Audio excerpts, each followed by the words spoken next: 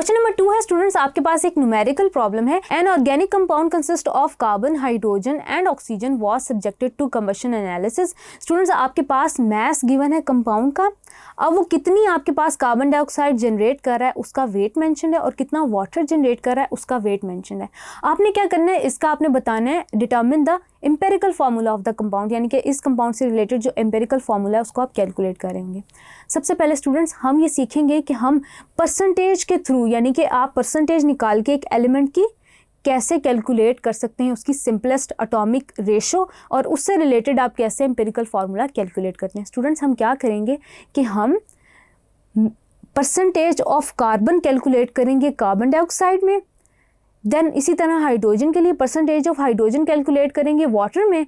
बिल्कुल इसी तरह स्टूडेंट्स आप ऑक्सीजन कैलकुलेट करेंगे इन दोनों के मैसेज को सब्ट्रैक्ट करके, देन स्टूडेंट्स 100 से सब्ट्रैक्ट करके। देन स्टूडेंट्स आपका जो स्टेप नंबर 2 होगा वो ये होगा कि आप number of gram atoms calculate करेंगे। आप क्या करेंगे, जो परसेंटेज है, जो हमारे पास परसेंटेज आएगी उसको आप डिवाइड कर देंगे इनके एटॉमिक मैसेज के साथ, तो आपके पास ग्राम एटम्स आ जाएंगे। उसके बाद स्टूडेंट्स आप कैलकुलेट करेंगे एटॉमिक रेशो, जिसकी लीस्ट वैल्यू होगी ग्राम एटम्स की, उससे डिवाइड करके। एज अ रिजल्ट स्टूडेंट्स आपके पास जो एम्पेरिकल फार्मूला है वो जनरेट हो जाएगा। सबसे पहले स्टूडेंट्स हम कार्बन के लिए निकालते हैं। स्टेप नंबर 1 हम परसेंटेज कंपोजिशन निकालते हैं। परसेंटेज कंपोजिशन सबसे पहले स्टूडेंट्स हम कार्बन के लिए कैलकुलेट करेंगे। फॉर कार्बन स्टूडेंट्स हम क्या करेंगे कि जो हमारे पास मैस ऑफ कार्बन डाइऑक्साइड आ रहा है उसको आप 1.039 उसको आप डिवाइड कर देंगे मैस ऑफ ऑर्गेनिक कंपाउंड से 0.5439, इसको आप मल्टीप्लाई कर देंगे 12 डिवाइडेड बाय 44, जिस तरह से हम स्टूडेंट्स परसेंटेज कंपोजिशन निकालते थे आपके ग्रेड 11 के अंदर, डिवाइडेड बाय 44, यानी कि आपने ले लिया atomic mass of carbon divided by आपके पास आ गया molecular mass of the carbon dioxide multiply by 100। बिल्कुल इसी तरह स्टूडेंट्स हम कैलकुलेट करेंगे हाइड्रोजन के लिए। फॉर हाइड्रोजन आपके पास आ गया इन वाटर आपने कैलकुलेट करनी है, तो आप क्या करेंगे कि 0.6369 divided by 0.5439 multiply by students 2.016 जो इसका एटॉमिक मास है divided by molecular mass of water multiply by 100। Then students आपके पास ऑक्सीजन के लिए क्या करेंगे कि हम इसके फॉर ऑक्सीजन आप क्या करेंगे कि 100 में से इसके सम को आप सब्ट्रैक्ट कर देंगे for that of carbon plus hydrogen. अब स्टूडेंट्स हमने जब कैलकुलेशंस की तो कार्बन के लिए आपके पास जो वैल्यू आएगी वो आएगी 52%, कि आपके पास 52% कार्बन प्रेजेंट है ऑर्गेनिक कंपाउंड के अंदर। हाइड्रोजन के लिए जब आपने कैलकुलेशन की स्टूडेंट्स तो आपको पता चलेगा कि 13% आपके पास हाइड्रोजन प्रेजेंट है ऑर्गेनिक कंपाउंड के अंदर। बिल्कुल इसी तरह जब स्टूडेंट्स आप ऑक्सीजन के लिए वैल्यूज कैलकुलेट करेंगे तो आपके पास ये वैल्यू आ जाएगी 34% की। अब स्टूडेंट्स हम आगे चलते हैं, अब हम number of gram atoms calculate करते हैं।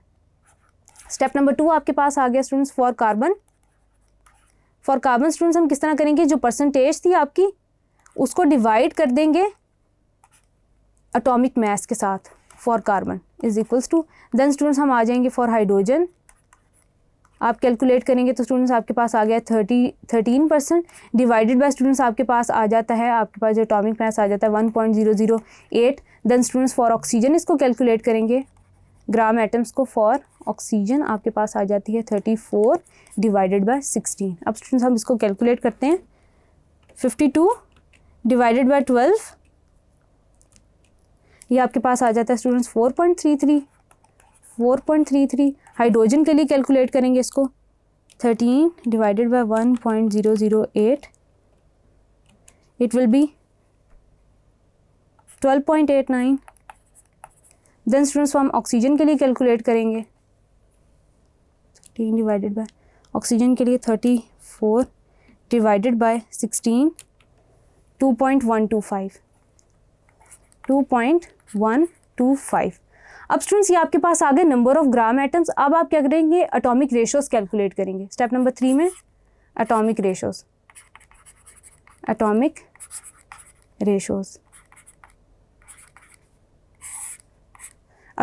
स्टूडेंट्स आप कैसे करेंगे for carbon, hydrogen and then oxygen. Carbon के लिए स्टूडेंट्स आपके पास आ जाती है 4.33, हाइड्रोजन के लिए आपके पास आ जाती है 12.89। आपके पास ऑक्सीजन के लिए आ जाती है 2.125। तो स्टूडेंट्स हम क्या करेंगे कि सबसे लीस्ट आपके पास है ऑक्सीजन के लिए, तो उसको आप डिवाइड कर देंगे 2.125 देन डिवाइडेड बाय 2.125 2.125, ये कैंसिल हो जाएगी स्टूडेंट्स आपके पास। हम कार्बन के लिए कैलकुलेट करते हैं 4.33 divided by 2.125 2.0 ratio H hydrogen के लिए कैलकुलेट करते हैं 12.89 डिवाइडेड बाय 2.125,